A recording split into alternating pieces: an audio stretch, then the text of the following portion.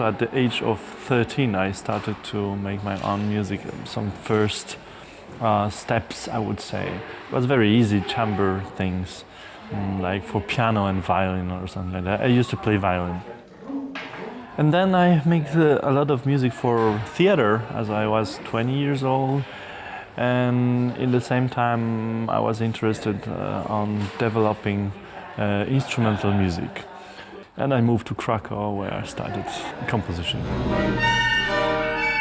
I work in the theater very often. And I even construct some new instruments in the theater, because theater has budget for that. So I can experiment, and then I can spread my experience from theater to instrumental music, which is sometimes very risky, sometimes very interesting. Once I made instruments from aircraft wings, and that was really interesting because I could get a lot of multiphonics sounds, so that was interesting.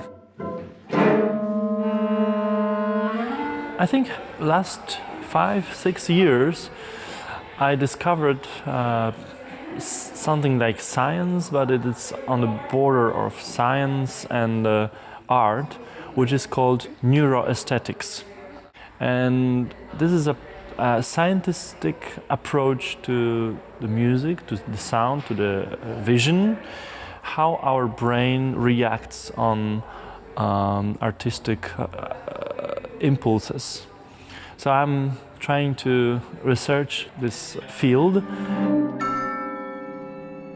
I'm trying to find some acoustical effects that are interesting for our brain and that are exploring space, and also not imitations but impressions of something.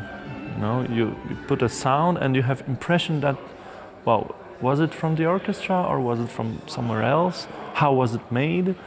That's how our brain works. It analyzes all the time the sounds.